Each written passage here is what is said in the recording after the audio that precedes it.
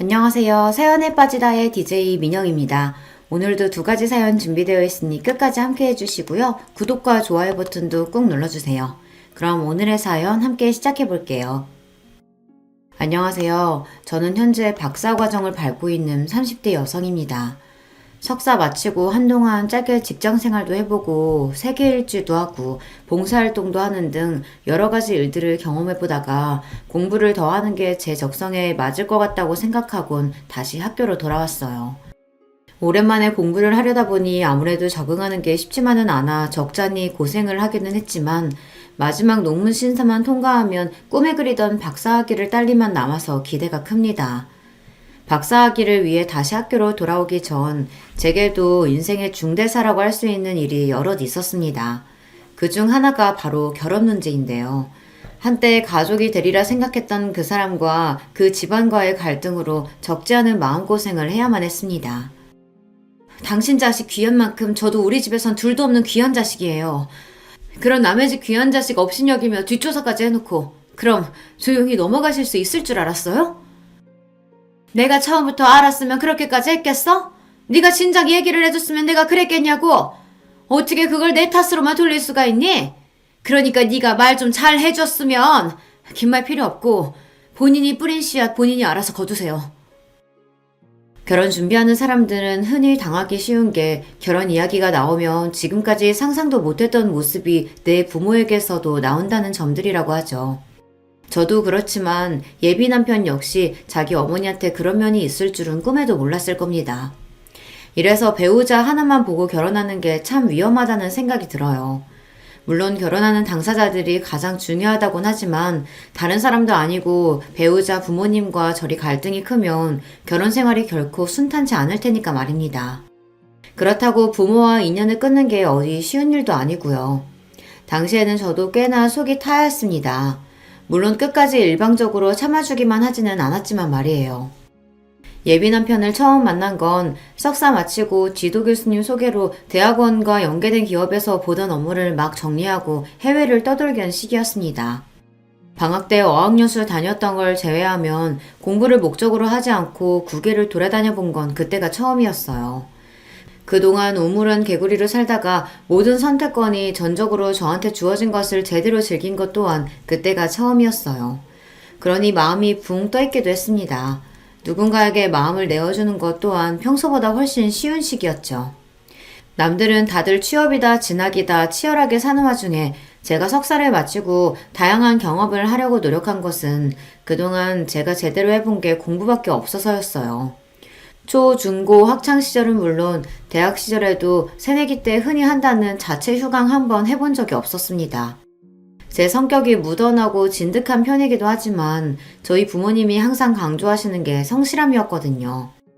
학생은 학생으로서의 본분을, 사회인은 사회인으로서의 본분을 지키는 등 사람이라면 누구나 주어진 역할에 충실해야 한다는 말을 입이 닳도록 하시는 분들이셨습니다. 두 분 모두 저를 세상 그 누구보다 사랑해주신 분들이시고 제 앞날을 위해 필요한 모든 것들을 아낌없이 지원해 주셨어요.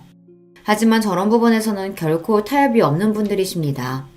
제가 그런 부모님께 지금까지 반항 한번 해본 적 없었던 건 갈등을 좋아하지 않는 제 천성 탓도 있습니다만 곁에서 지켜본 부모님 역시 부모로서 사회인으로서 늘 최선을 다하시는 모습을 보며 자랐기 때문일 거예요. 우리가 부모가 되기를 선택하고 너를 낳았으니 네가 자립할 때까지는 우리 부부가 최선을 다해 널 돕는 게 당연하지. 하지만 대학에 진학하기로 한 것은 너 스스로 한 결정이니 너 역시 네 선택에 대한 책임을 져야 할 거야. 학생으로서의 가장 중요한 본분은 당연히 공부겠지? 그리하여 저는 대학에 입학하자마자 도서관 죽순이가 되었습니다. 요즘이야 워낙 취업이 힘든 세상이니 대학생들도 피땀 흘려가며 공부를 하고 스펙을 쌓는다고 하지만 그래도 힘든 고3 수험생활 이겨내고 대학 입학한 그 시기만이라도 갓 성인이 된 자유를 누리는 게 대부분이거든요. 저 역시 그런 자유를 누리고 싶다는 생각을 아주 해보지 않은 건 아니었습니다만 대학 합격이 결정되고 부모님과 약속한 것이 있었어요. 집에서 제 대학 등록금과 용돈을 책임져 주시겠다고 약속하셨지만 거기에는 조건이 있었습니다. 우리도 너를 위해 우리가 할 수 있는 지원은 최선을 다해 해보겠어. 하지만 그만큼 너도 학생으로서 노력을 해야 하지 않겠니? 아무리 자식이라지만 학생으로서 본분을 다하지 않는데 적지 않은 돈을 등록금으로 쓰면 아까운 일이지. 그렇게 부모님이 요구하신 건 매 학기 평균 성적 A를 받아오는 것이었습니다. 그 밑으로 떨어지면 용돈과 등록금 지원을 중단하겠다고 하셨죠. 사람에 따라서는 저희 부모님이 그래도 자식 일인데 너무 야박하지 않냐고 생각할지는 모르겠으나 저는 그런 대로 수용을 했습니다. 요즘 등록금이 어디 한두 푼도 아니고 아무리 부모라고 해도 비싼 등록금 줘서 학교 보내놨더니 탱자탱자 놀기만 하면 길바닥에 돈을 버리는 기분이 들지 않겠어요? 물론 요즘은 다들 성적 관리를 하는 추세이니 A 받는 게 쉬운 일은 아니기에 기준이 좀 높다고 생각하긴 했지만 집에서 지원받지 못하는 형편의 친구들 중에서는 알바를 하는 와중에도 성적 장학금을 노릴 정도로 빡빡하게 사는 친구들도 제법 있었어요. 그런 거 생각하면 저희 부모님이 내거신 조건에 토다는 것도 배부른 소리였죠. 결국은 저 잘 되라고 내거신 조건이기도 하고요. 성적 잘 받아서 좋은 건 결국 저일 테니까요. 그리하여 초, 중고 시절에도 조용히 공부만 열심히 하던 범생이었던 제 생활은 대학에 왔다고 해서 크게 달라지지 않았습니다. 사실 알바 안 하고 용돈 받았어도 그 성적 맞추려면 별로 시간 여유가 없었어요. 그렇게 휴학 한 번 안 하고 열심히 대학 생활을 했고 곧바로 진학한 대학원 석사과정 역시 마찬가지였습니다. 제 나름대로는 공부한다고 내도록 용을 쓰기는 했으나 그래도 다른 걱정 안 하고 공부만 하면 됐으니 부모님께 감사하게 생각했어요. 그리고 석사과정이 마무리될 쯤 되자 그제야 제 앞으로의 인생을 어떻게 설계할지 심각하게 고민이 되기 시작했어요. 그동안 워낙 스펙 관리를 잘해야 하기 때문에 바로 취업을 하든 박사과정을 준비하든 크게 무리는 없었으나 문제는 그 어느 쪽으로도 마음이 확 끌리지 않았다는 겁니다. 생각해보면 저는 항상 제 앞에 주어진 의무와 역할을 수행하는 데 급급한 나머지 저 스스로에 대해 깊게 고민해보는 시간이 부족했던 것 같습니다. 남들 대학 진학할 때 하는 고민을 머리 다 굵어서 하게 생겼으니 저 나름대로는 걱정도 됐습니다. 돌이켜 생각하면 공부 외에는 아르바이트를 제대로 한번 해보길 했나, 그럴싸한 대외 활동을 해보길 했나, 경험이 부족해도 너무나 부족했습니다. 항상 학점 관리하느라 바빠서 친구들 다 가보는 배낭여행 한번 가본 적이 없었습니다. 그러고 교수님 추천으로 곧바로 업무에 투입되면서 마음의 갈피를 잡지 못했습니다. 방황은 청춘의 특권이라고들 하는데 저는 항상 주어진 것에 최선을 다하며 똑바로 걸어오기만 했으니 그런 생각이 들만도 했지 싶어요. 물론 그게 잘못되었다는 것은 아니고 제 경우에는 경험하지 못하고 지나온 것들에 대한 아쉬움이 진하게 남는다는 것이 문제가 되었다는 얘기예요. 그렇게 프로젝트가 끝난 후 제 인생 최초로 무계획 세계 일주를 떠나게 되었습니다. 석사 과정하면서 교수님께서 많이 배려해 주신 덕에 산하협력으로 공부와 일을 병행하는 경우가 꽤 많았기에 제법 넉넉하게 자금이 모였습니다. 저희 부모님 성격에 아무런 계획도 없이 떠나는 마당에 그 큰 돈을 이유 없이 턱턱 내어주실 분들도 아닐 뿐더러 저도 이제 나름 사회인인데 그런 걸로 집에 손 벌릴 생각은 없었습니다. 부모님 역시 경제적으로 독립한 제가 내린 결정을 존중해 주셨습니다. 사실 갑자기 제가 쉬면서 외국으로 떠돌아다니겠다고 하면 반대부터 하실 줄 알았는데 제 생각보다 저에 대한 부모님의 믿음이 없지는 않았던 것 같아요. 이제 우리 품에 가두고 보호해야 할 마냥 어린애가 아닌데 당연히 네 뜻을 존중해줘야지. 단, 선택에는 항상 책임이 따르는 거 잊지 말고. 그러고 보면 대학 졸업 이후 비록 제가 아직 대학원생으로 학생 신분이긴 했지만 저 나름대로 자립이 가능해지자 그때부터는 완전히 독립된 인격체로 저를 존중해 주시던 부모님이셨습니다. 그때부터는 제가 하는 일에 일절 터치를 안 하시더라고요. 그런 면에서는 참 쿨한 분들이셨어요. 자식 인생을 본인 인생과 동일시하고 휘두르려고 하는 부모도 많다던데 저희 부모님은 부모 자식 간에도 내 인생과 네 인생 구분이 철저하신 분들이셨어요. 그렇게 기대 반 두려움 반으로 그간 경험해보지 못한 미지의 세계로 출발했습니다.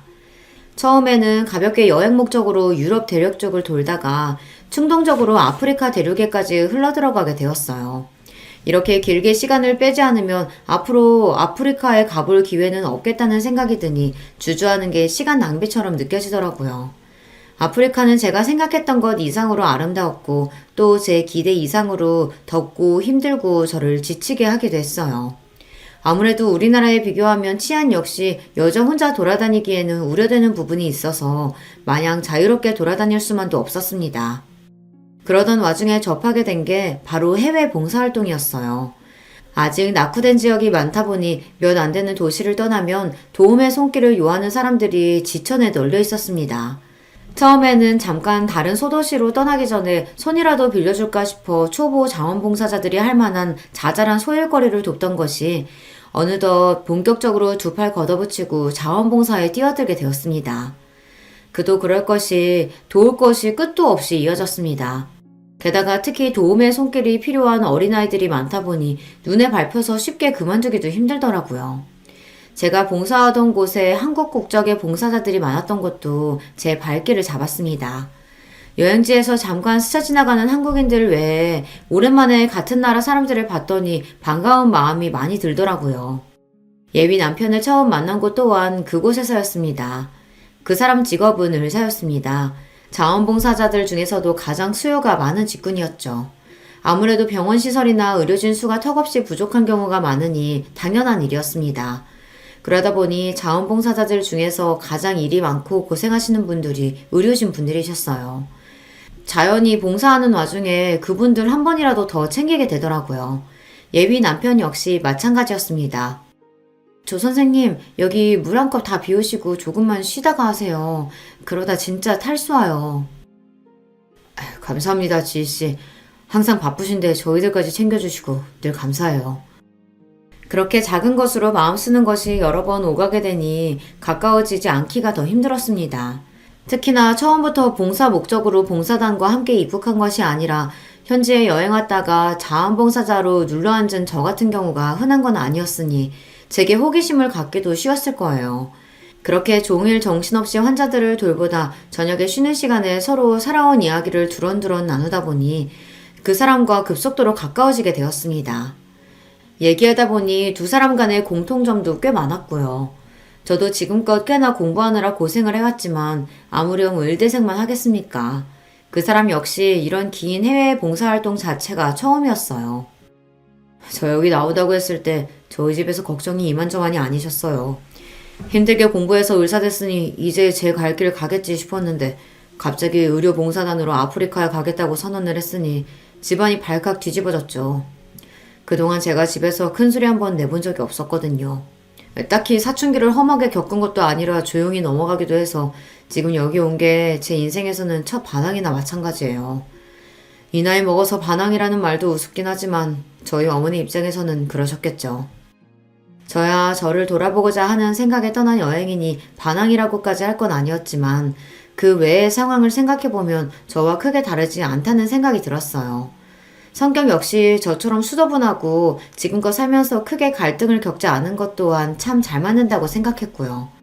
비슷한 성격과 환경에 말도 잘 통하고 거기다 타지에서 동양인들이 함께 고생하면서 쌓은 끈끈한 정은 무시 못할 일이거든요. 한국에서였으면 그렇게 처음 보는 사람과 이성적으로 빨리 가까워지지는 못했을 텐데 그 사람하고는 순식간에 가까워졌습니다. 그렇게 그 사람이 먼저 봉사단 일정을 마치고 돌아가고 얼마 지나지 않아 저도 박사학위 취득을 위해 대학원 진학을 결심하고 귀국하면서 한국에 돌아왔어요. 저희 둘 만남은 그렇게 계속 이어졌습니다. 의사인 그 사람도 많이 바빴지만 저 역시 잠시 학교를 떠나 있다가 다시 공부를 시작하려니 여간 힘들지 않더라고요. 두 사람 모두 바쁘니 연애 시작한 지 얼마 되지 않았다고 내도록 붙어 있을 수는 없었지만 그래도 어떻게든 짬을 내 그 사람이 저를 찾아오면서 나름대로 잘 만났습니다. 사실 예비 남편이 그렇게까지 저한테 지극정성으로 대하고 시간을 빼러 만나러 오지 않았다면 저희 관계가 지속되기는 어려웠을 겁니다. 그만큼 많이 바빴으니까요. 저도 그 사람에 대한 호감이 컸지만 그 사람의 저에 대한 마음은 의심의 여지가 없었습니다. 시작한 계기가 특별한 만큼 감정이 무르익은 상태였어요. 짧은 만남 이후 헤어질 때마다 여지없이 아쉬움을 토로하는 예비 남편이었어요. 이렇게 겨우 시간 내서 보는 게 아니라 결혼해서 같이 살면 매일 같이 있을 수 있으니까 정말 좋을 텐데. 지희 씨나 저나 아무리 바쁘다고 해도 집에는 돌아올 거 아니에요. 이렇게 은근슬쩍 결혼 이야기를 꺼낼 때만 해도 아쉬운 마음에 꺼낸 이야기겠지 했습니다. 아직 저희가 만난 게 3개월도 채 안 되었으니 결혼 이야기가 너무 이르다고 생각했어요. 한창 좋을 때니 그 정도 연애했을 때 남자들이 흔히 하는 얘기 정도로 치부했죠. 게다가 저는 이제 막 박사과정에 들어간 단계 아닙니까? 저 역시 그 사람이 참 좋긴 했지만 당장 결혼할 생각은 전혀 없었습니다. 그렇기에 그게 예비 남편이 진지하게 결혼을 고려해서 한 발언인 줄은 미처 깨닫지 못했어요. 그래서 간신히 연애 100일을 채운 날 예비 남편으로부터 프로포즈를 받고 제가 얼마나 당황했을지 상상이 가시나요? 요즘에는 결혼날 다 잡고 프로포즈 받는 게 보통이라면서요. 제 입장에서는 서프라이즈도 이런 서프라이즈가 없었습니다. 어찌나 당황했던지 대답을 기대하면서 초롱초롱 빛나는 예비 남편 눈동자를 보며 식은땀이 삐질삐질 흘렀어요. 나는 우찬 씨가 정말로 나랑 결혼할 생각이 있어서 그런 이야기 했다고 미처 생각을 못했어요. 아직 우리 만난 지도 얼마 되지 않았고, 지희 씨 말대로 우리가 만난 기간은 길지 않지만, 그럼에도 많은 걸 함께 겪으면서 그 쌓은 유대감이 결코 가볍지 않다고 생각해요. 처음 만나자고 할 때부터 절대 가볍게 생각하는 마음가짐은 없었고요. 그러니 지금부터라도 진지하게 생각해줬으면 좋겠어요. 솔직히 어떻게 거절을 해야 이 사람 심기를 거스르지 않을 수 있을까? 처음에는 그런 생각밖에 들지 않았습니다. 당장 결혼할 생각이 없기는 했지만 저 역시 예비 남편이 정말 좋았거든요. 이거 지금 거절했다가는 이대로 이 연애가 끝나는 거 아닌가 생각하니까 섣불리 거절 의사를 표하는 것조차 쉽지가 않았어요. 아무리 그래도 사람을 적어도 계절 한 번씩은 다 겪어봐야 하는 거 아니겠어요. 다른 것도 아니고 결혼인데요. 하지만 저 사람 말 맞다나 내 인생에서 저 사람만큼 특별한 사람이 다시 나타날까 생각하니 도무지 그럴 것 같지가 않더라고요. 제가 며칠을 고민에 끙끙 앓자 제 딴에는 티를 안 낸다고 한 건데도 엄마가 곧장 알아차리시더라고요. 역시 엄마는 속이는 건 만만치 않은 일입니다. 결국 제가 답답한 마음에 얼마 전 있었던 일을 털어놓게 되었습니다. 만난 지 얼마나 됐다고 벌써? 저희 엄마도 놀라시더라고요. 보통 이런 게 정상이죠. 3개월 만나고 결혼해서 잘 사는 분들도 있다는 얘기를 듣기는 했습니다만 제가 그렇게 열정으로 활활 불타오르는 성정의 사람도 아닌지라 솔직히 그렇게 급하게 결혼하는 게 잘 이해는 안 돼요. 예비 남편 역시 저랑 비슷한 사람이라고 생각했기에 더더욱 당황스러웠습니다. 항상 신중하고 생각이 깊은 사람이었는데 결혼 문제에 이렇게 저돌적으로 나올 거라고는 예상치 못했습니다. 그건 짧게 만났다고 꼭 결혼에 대해 경솔하게 생각한다고 할 수는 없지. 그만큼 상대방 입장에서는 너한테 확신을 가지고 있다는 뜻이 될 테니까. 나를 그렇게 생각해주는 건 고맙지만 솔직히 선뜻 대답을 못하겠어. 왜? 너는 그 사람한테 아직 그만한 확신이 들지 않아? 아니, 나도 그 사람이 지금껏 만난 사람하고는 비교도 안 돼. 애초에 이렇게 급속도로 가까워진 사람도 없기도 했고, 그치만 현실적인 문제도 생각을 안 할 수가 없잖아. 나 박사과정 시작한 지 얼마 안 됐다고. 그럼 그렇게 말을 해. 다른 것도 아니고 결혼 문제인데 상대방 기분 상하게 할 거 생각해서 네 할 말을 못하면 안 되지. 그게 맞다는 건 저도 알고 있었습니다. 하지만 감정이라는 건 참 간단하지가 않은 문제였어요. 그걸 알면서도 거절과 동시에 헤어지게 되지는 않을지 자꾸만 걱정이 되었습니다. 봉사하면서 그리고 짧은 연애 기간 동안 옆에서 지켜보면서 예비 남편이 인간적으로 참 좋은 사람이라는 건 잘 알고 있었습니다. 객관적인 결혼 조건을 놓고 생각해봐도 절대 빠지는 사람이 아니었어요. 사짜 직업 가진 신랑감이야 언제든 1등 신랑감으로 손꼽히니까요. 근시일 내에 제가 결혼할 생각이 있었다면 마다할 만한 사람이 아니라는 건 확신했습니다. 아무리 고민을 해봐도 답은 하나였어요. 진심으로 솔직하게 대화하는 것 말고는 수가 없었죠. 고민을 거듭한 끝에 조심스럽게 제 의사를 전달했을 때 예비 남편 눈이 실망으로 물드는 걸 분명히 확인할 수 있었습니다. 저도 만약에 결혼을 하게 된다면 의심의 여지 없이 상대는 우찬 씨라고 생각해요. 저한테도 우찬 씨는 소중한 인연이니까요. 하지만 저 귀국해서 박사과정 시작한 지 얼마 되지 않았고 지금 결혼을 논의하기에는 현실적으로 무리가 있는 것도 사실이잖아요. 연애 기간도 짧았으니 한두 해 더 연애하면서 시기를 맞춰봐도 되지 않을까요? 저는 저희들 다 너무 바쁜 사람들이니까 하루라도 빨리 가족이 돼서 좀 더 안정적으로 지낼 수 있었으면 했어요. 아무래도 제가 마음이 앞서서 지희 씨를 부담스럽게 만들었나 봐요. 최선을 다해서 서로 감정 상할 일 없게 말하려고 애썼는데 아무리 조건부라고 해도 일단 거절은 거절이니 분위기가 서먹해졌습니다. 무슨 말로 이 분위기를 풀어야 하나 고민하고 있는데 예비 남편이 먼저 운을 띄웠어요. 실은 저 만나는 사람 있다는 걸 눈치채신 순간부터 저희 어머니께서 지희 씨 한번 데리고 오라고 아주 성하세요. 저는 처음부터 결혼 생각이 있었으니 조만간 양가 부모님 별일 생기지 않을까 싶어 조만간 데리고 가겠다고 얼버무려서 지금까지 어떻게든 무마해왔고요. 그럼 결혼은 천천히 생각해보더라도 저희 어머니부터 만나보지 않을래요? 부담스럽게 짝이 없는 말이었습니다. 청혼도 막 거절한 판국에 미래의 시어머니 되실 분을 만나자니요. 하지만 이미 큰 거절을 한번 해놓고 또다시 거절을 하기도 좀 그렇더라고요. 썩 내키지는 않았지만 결국 그러마하고 수락을 하고 말았어요. 청혼 거절했다면서 그 집에 인사를 간다고? 결혼 이야기 잘 정리하러 다녀온다고 해놓고 예비 시어머니 만나뵐 날을 받아왔다는 말에 저희 부모님 두 분 다 황당해 하시더라고요. 하긴 수락도 아니고 거절을 해놓고 곧장 상대의 어머니를 만난다고 하는데 상황이 요상하게 느껴지는 게 당연한 일이겠죠. 제가 그 말을 하면서도 황당했으니 부모님은 오죽하셨겠어요. 어째 상황이 요상하게 돌아간다. 그러게 이러다 우리 딸 자기도 모르는 새에 호로록 시집 가는 거 아니야? 아니야. 그냥 딱 인사만 드리고 오는 거야. 제 입으로 말하면서도 자신이 없더라고요. 아까는 예비 남편 표정이 너무 시무룩해서 어머님 만나보자는 제안을 받아들였는데 생각해보니 예비 남편으로서도 참 애매한 상황 아닙니까? 제가 청혼 받아들여서 집에 인사를 시키는 것도 아니고 결혼 좀 천천히 생각해보자고 했는데 자기 어머니 만난 자리에서 어떻게 얘기할 생각인지도 모르겠고요. 하지만 이미 어른한테 찾아뵙겠다고 말씀까지 전한마당에 쉽게 물을 수도 없고 진퇴양난의 상황에 놓였다는 생각이 들었습니다. 엄마는 솔직히 좀 그렇다. 그 정도야 자기 모친한테 본인이 충분히 무마하거나 미룰 수 있는 거 아니야? 가서 무슨 이야기를 어떻게 하겠다는 건지도 모르겠고. 아버지는 비교적 말씀을 아끼고 계셨지만 엄마 말에 수긍하고 계신다는 건 분명했습니다. 부담감에 예비 시어머니를 만나기도 전에 두통이 났어요. 어찌되었든 약속한 날짜는 어김없이 다가왔고 예비 남편과 함께 예비 시어머니와 식사를 하게 되었습니다. 그렇게 처음 뵌 예비 시어머니는 머리부터 발끝까지 명품을 휘감은 도도한 인상이셨습니다. 아가씨가 우리 우찬이랑 해외 봉사에서 만났다는 사람이구나. 내가 너무 궁금해서 우리 아들을 좀 들볶았어요. 괜찮죠? 네, 그럼요. 그럼 그 자리에서 아니요, 부담스러웠어요. 그런 소리를 어떻게 하겠어요. 그저 트집 잡히지 않으려고 입에 경련이 오도록 미소를 짓는 와중에 긴장감이 풀리지를 않았습니다. 딱 보기에도 예비 시어머니는 만만치가 않아 보였습니다.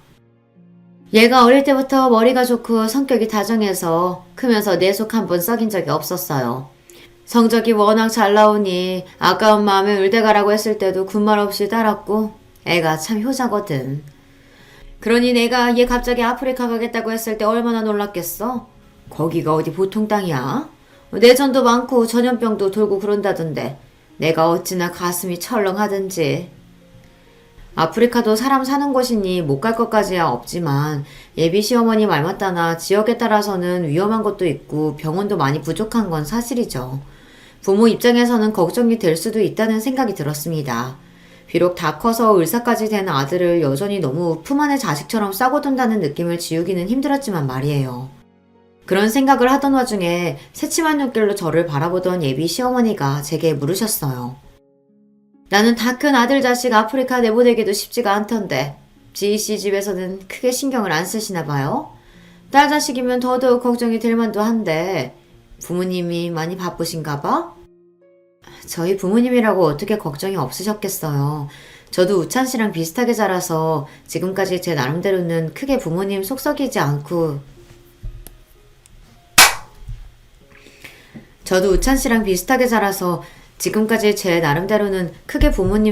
않고 자라서 부모님께서도 걱정되는 와중에 저를 많이 믿어주신 것 같아요. 믿기야 나도 우리 우찬이 많이 믿지. 그거랑은 또 별개인 건데. 묘하게 말하는 뉘앙스가 저를 꼭 집에서 내놓은 자식인 것처럼 말한 것 같아서 저도 모르게 저희 부모님 변호를 하게 되더라고요. 그런데 제 말 중 자식에 대한 믿음을 언급한 게 못마땅한 모양이었습니다. 지인 씨가 평소에 워낙 잘하는 딸이다 보니까 부모님께서도 믿고 보내주신 거겠죠. 본인 어머니가 슬쩍 비협조적인 태도로 나온다는 걸 눈치챘는지 예비 남편이 자기 딴에는 수습한다고 또 저를 추켜 세웠습니다. 제가 보기에는 이 자리에 나오기 전부터 예비 시어머니는 저를 마뜩지 않게 여기는 게 분명해 보였어요. 그렇지 않고서야 처음 대화에 물꼬를 트면서부터 저렇게 은근한 시비조로 나올 리가 없었죠. 그래서 결혼은 올해 안으로 할 건가? 준비할 게 한두 가지가 아닌데 그럴 시간 뺄 수 있겠어? 박사과정 중이라고 들었는데. 엄마, 그 얘기는 저랑 따로 하셨잖아요. 저는 분명히 최소 향후 1년 동안은 결혼할 의사가 없음을 분명히 밝혔습니다. 갑작스럽게 나오는 결혼 이야기에 제 표정이 저도 모르게 굳어졌어요. 그걸 놓치지 않고 예비 시어머니가 물고 늘어지기 시작했습니다. 내가 아가씨가 바로 결혼 안 한다고 우리 애 청혼 거절했다는 얘기는 들었어요. 솔직히 만난 지 얼마 안 돼서 우리 애가 결혼 얘기까지 꺼냈다는 게 나도 놀랍기는 했는데 그걸 또 거절했다니 그건 그거대로 또 놀랍네. 지금 여기 나온 걸 보면 아예 결혼 생각이 없지는 않은 것 같은데. 한마디로 제게 해명을 요구하시는 거나 다름없었습니다. 혹시 자기 아들 청혼에 곧장 반색하며 반기지 않아서 미운 털이 박힌 건가 싶었어요. 대답을 잘못했다가는 제대로 눈엣가시가 되지 않을까 싶어 긴장이 확 들어갔습니다. 네, 말씀하신 대로 우천 씨와는 당연히 진지하게 만나고 있어요. 다만 저희가 교제 기간이 아직 길지 않고 저 역시 박사과정 시작한 게 얼마 되지 않아서 시간이 좀 필요하지 않을까 하는 생각에 우천 씨와 얘기는 잘 끝냈습니다. 결혼하면 우리 애 내조도 해야 하는데 박사까지 하는 게 좀 낭비다 싶기도 하고 솔직히 우리 애가 누구랑 돼도 빠지는 애가 아닌데 우리 애도 아니고 아가씨 쪽에서 퇴짜를 놨다니 애 엄마 되는 입장에서는 기분이 썩 유쾌하지가 않네. 아휴, 엄마 정말 별소리를. 지씨, 저희 엄마가 워낙 저를 아끼셔서 그냥 높아심에 하시는 말씀이에요. 너무 마음 쓰지 말아요. 가시방석도 이런 가시방석이 없었습니다. 한편으로는 불쾌하기 짝이 없었어요. 여자는 결혼하면 하던 일 다 내팽개치고 남편 인생의 모든 걸 다 맞춰가며 살아야 합니까? 을사 아들 가진 엄마이니 아들 부심이 하늘을 찌르는 거야 이해하지 못할 건 아니었지만 저도 나름대로 공부 열심히 해서 주변에서 인정받으며 박사까지 준비하고 있는데 그걸 깡그리 무시당하는 기분이었어요. 게다가 아직 결혼이 결정된 것도 아닌데 내조 운운하며 제가 더 배우는 걸 낭비니 어쩌니 하는 건 정말 무례한 발언 아닙니까? 이럴 거면 굳이 뭘 만나자고 해서 불어 사람 속을 긁나요. 거기까지 들으니 저도 더는 표정 관리가 안 되더라고요. 밥이 입으로 들어가는지 코로 들어가는지도 모른 채 어영부영 그 자리를 끝내고 나오면서도 기분이 영 나아지질 않았습니다. 이 사달을 막지 못한 예비 남편이 제 눈치만 보며 차마 말도 제대로 못 붙였어요. 솔직히 오늘 일은 많이 불쾌하네요. 본인 자식 귀한 만큼 저도 우리 집에서는 세상 둘도 없는 귀한 자식인데 아무리 아들인 우찬씨가 아깝다고 해도 저한테 그런 태도는 지나쳤다고 생각해요. 미안해요, 지희씨. 저희 어머니가 밖에서 누구한테 저런 식으로 말씀하시는 분이 아닌데 아무래도 당장 결혼한다는 대답을 못 들었다고 하니 어머니 입장에서는 마음이 상하셨던 모양이에요. 제가 대신 사과할게요. 그것도 그거지만 여자가 바깥이라는 걸 무시하는 발언도 걱정스러워요. 아직 이런 얘기 꺼내는 건 시기상조긴 하지만 저 결혼한다고 지금껏 제가 고생해서 읽은 것들 아깝게 다 내팽개칠 생각 전혀 없어요. 그럴 것 같으면 지금 이 고생해가면서 박사과정 준비하지도 않을 거고요. 그럼요. 저도 내존이 뭐니 하면서 지희씨 집에 들어앉힐 생각 없어요. 지금까지 본 예비 남편 성정을 생각하면 그 사람이 그럴 리가 없다고 생각했지만 그 모친 되시는 양반이 저렇게 나오니 상황이 마냥 낙관적으로 볼 수가 없더라고요. 더군다나 본인도 여자라는 인간이 저리 꽉 막힌 소리만 하는 것도 어처구니가 없었고요. 예비 남편이 거듭 사과하며 제 기분을 풀어주려 노력했지만 안타깝게도 별 효과는 없었습니다. 저희 집에서도 그날 이후로 별다른 말씀은 안 하셨으나 예비 남편 어머니한테 인사를 드리고 들어와서 며칠을 기분이 저기압인 딸을 보며 눈치를 못 채시는 게 더 이상한 일이었죠. 가뜩이나 예비 남편이 성급하게 결혼을 해서 저를 곤란하게 한 것부터가 별로 마음에 안 드실 텐데요. 모르긴 몰라도 예비 시어머니와도 얘기가 잘 안 된 것 같으니 저희 집에서도 아직 인사조차 오지 않은 예비 남편에 대한 인상이 좋을 수가 없었습니다. 생각해보니 그것도 좀 그랬습니다. 한쪽 집 부모 인사를 드렸으면 다른 쪽에도 인사를 드리는 게 균형이 맞는 일이잖아요. 막상 그 사람이 저희 집까지 인사 온다고 하면 제가 부담스럽기는 했겠으나 그렇다고 말 한마디 안 꺼내는 것도 좀 그렇잖아요. 꼭 저희 부모님 존재를 무시하는 것 같고. 하여튼 한 가지가 마음에 들지 않기 시작하니 괜히 다른 것도 미워 보이고 그렇더라고요. 그렇게 예비 시어머니를 만나고 며칠이 지나지 않아 그분으로부터 연락이 왔습니다. 내가 지금 그 학교 근처인데 좀 봤으면 싶네. 지금이요? 약속도 없이 저는 강의도 있는데 결국 어쩔 수 없이 강의도 못 들어가고 약속 장소로 나갔습니다. 실내에서 선글라스까지 끼고 팔짱을 끼고는 턱을 빳빳이 쳐들고 있는 시어머니 옆으로 위압적인 덩치의 웬 남자 하나가 정장 차림으로 그 옆에 떡 버티고 서 있었어요. 처음에는 경호원인가 싶었습니다. 거두절미하고 그러니까 당장은 아니더라도 우리 우찬이랑 결혼할 생각은 있다 이거지? 이제는 아예 대놓고 하대였어요. 누가 봐도 사람을 내리 깔아보면서 무시하는 태도에 기분이 확 나빠졌습니다. 하지만 그때까지만 하더라도 예비 남편에 대한 감정이 사라진 건 아니었습니다. 네, 우찬 씨와도 그렇게 얘기했고요. 우리 애야 지금껏 공부만 하느라 순진에 빠져서 여자를 몰라도 너무 몰라. 자기가 얼마나 잘난 놈인 줄도 모르고 자기가 의사인데 못해도 똑같은 의사를 만나던가 아니면 집안이라도 빵빵한 여자를 만나던가 그 빌어먹을 해외 봉산이 나발이니 거기 가서 만난 여자라니 내가 진짜 기가 막혀서 저번에도 참 말을 가릴 줄 모르다고 생각했는데 지금에 비하면 그때 한 말은 될 것도 아니었습니다. 대놓고 제게 저기를 드러내는 태도에 숨이 턱 막혔어요.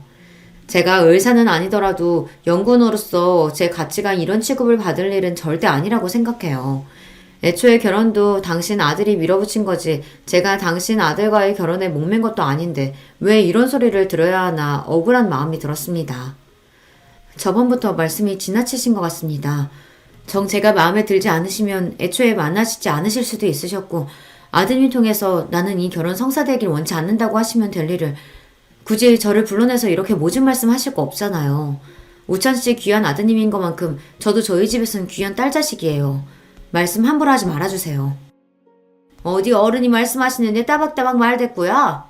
하나를 보면 열을 한다고 딸년 교육을 이따위로 시켰는데 그 부모라고 제대로 됐겠어?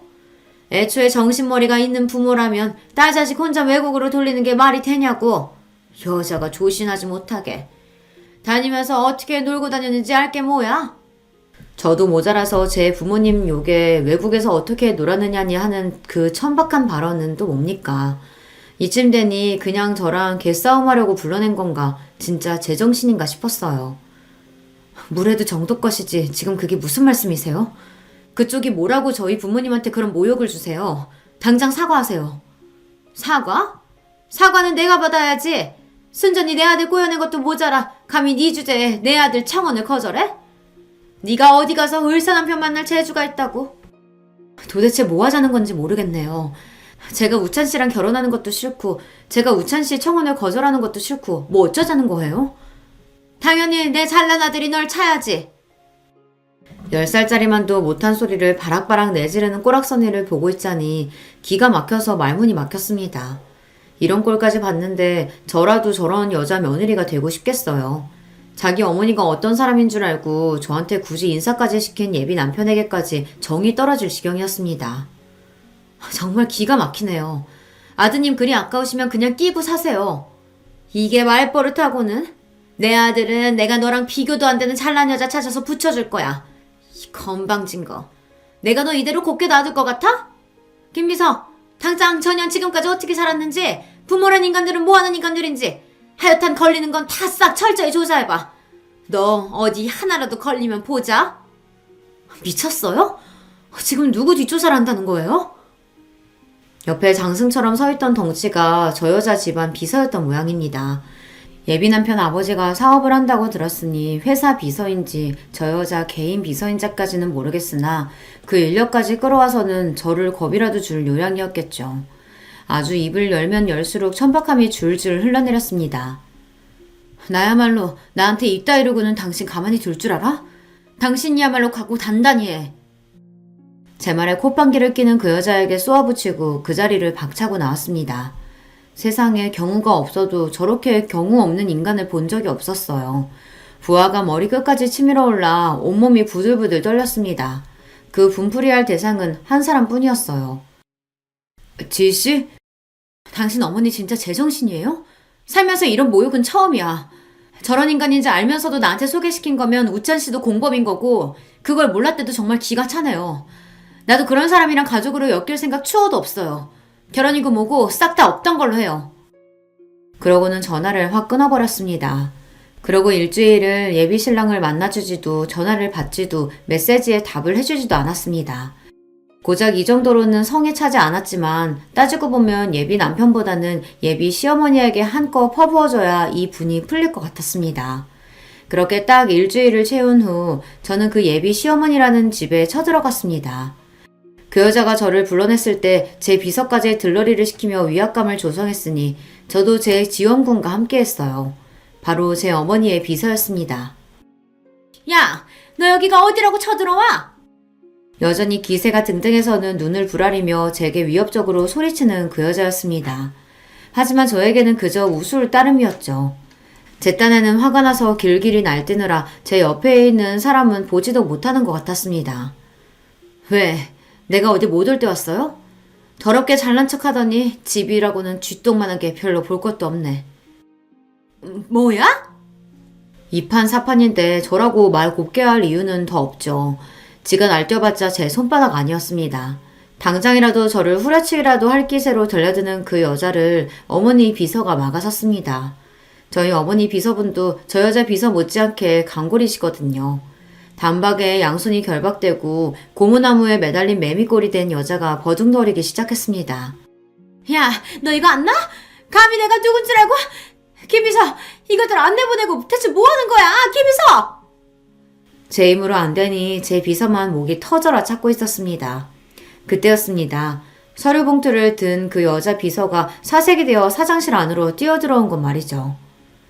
지금껏 어디서 뭐 하다가 이제야 나타나! 당장 이것들부터 끌어내지 못해?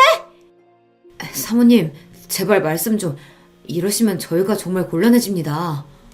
뭔 소리를 하는 거야? 저것들 치우라니까! 사모님, 저분 건드리면 진짜 저희 다 죽습니다. 제발 고정하세요. 도대체 지금 무슨 소리 하는 거야? 그 여자 비서가 사시나무처럼 벌벌 떨며 저희 쪽을 제대로 올려다보지도 못하고 있었어요. 눈치를 보니 제가 누구인지 그리고 저와 함께 온 남자가 누구인지 진작 알아본 것 같았습니다. 그때 제 옆에 서 있던 어머니 비서가 앞으로 나섰습니다. 넌 또 뭐야? 정신머리가 없어도 보통 없는 게 아닌 모양이네. 그래도 정 비서님은 알아볼 줄 알았더니만. 한심하다는 듯 혀를 끌끌 차는 제 말에 그제야 그 여자가 어머니 비서 얼굴을 유심히 바라보기 시작했습니다. 그러더니 드디어 알아챈 건지 낯빛이 시퍼렇게 질리기 시작했어요. 아니 이 사람이 지금 왜 여기 있어? 아니 어떻게 저거라? 이제야 알아보시겠어요? 우리 정 비서님? 그 여자에게 결코 낯선 얼굴이 아니었을 겁니다. 당연하죠. 저희 어머님 회사에 거래를 넣으면서 그 작은 회사 사장까지 상대할 급이 아닌 저희 어머니 대신 어머니 직속 비서인 정 비서님과 주로 업무를 봤을 테니까요. 말하자면 저희 어머니 회사가 저 여자 남편 회사의 갑이다 이 말입니다. 보통 회사 대표는 남자들이 많고 그러면 자식도 성이 같을 테니 연상하기 더 쉬울 테지만 저희 엄마랑 제 성은 다르니까요. 제가 엄마 회사 행사에 참여한 적도 거의 없었으니 더더욱 연결시키기가 어려웠을 겁니다. 앞서 말했듯 저희 부모님 모두 이런 쪽으로는 냉정할 정도로 쿨한 분이셔서 본인 인생은 본인 인생이고 자식 인생은 자식 인생인 분들이시니까요. 굳이 회사 물려받을 생각도 없는 딸내미 억지로 회사 행사에 동원시키는 일도 없으셨거든요. 하지만 그건 그거고 하나뿐인 딸이 웬 막대먹은 여자에게 온갖 모욕을 당하고 돌아왔다는데 그걸 참고 넘길 저희 엄마가 아니셨어요. 그것도 충분히 대체할 곳이 넘쳐나는 고만고만한 하청업체라면 더 말할 것도 없었습니다. 이런 식으로 또 뵙게 되네요. 이건 저희 대표님께서 보내신 겁니다. 생각지도 못했던 제 정체에 경악한 그 여자가 입도 못 다물고 서 있었어요. 어머니 비서가 그 여자 비서에게 서류 하나를 건넸습니다. 그 여자 비서가 헐레벌떡 열어본 봉투에는 계약 파기를 알리는 서류가 동봉되어 있었습니다. 한마디로 더는 저 집 회사와 거래할 일이 없다는 뜻이었죠. 사모님, 그러니까 제발 자중하시라 그렇게 말씀드렸는데. 사태의 심각성을 인지한 그 여자 비서가 전화를 붙들고 황급히 밖으로 뛰어나갔습니다. 이 비상사태를 얼른 회사 사장에게 전해야 하니 발등에 불이 떨어졌겠죠. 이윽 후 유일한 제 편인 비서도 사라지고 그 여자가 손을 벌벌 떨며 떨어진 서류를 주어 믿기지 않는다는 듯 몇 번이고 서류를 확인하고 또 확인했습니다. 100번은 읽어봐야 내용은 똑같을 텐데 뭘 미련을 떨고 있어요. 내 뒷좌서 한다고 아주 길길이 놔뛰길래 난 진작 알아내고 나한테 내 발로 기어올 줄 알았더니 회사가 코딱지만 해서 그런가 정보력도 참 형편없네. 상황 파악했으면 가서 당신 남편한테 원망들을 마음의 준비나 해요. 당신 남편 회사 폭탄 맞은 건 다 당신 때문이니까.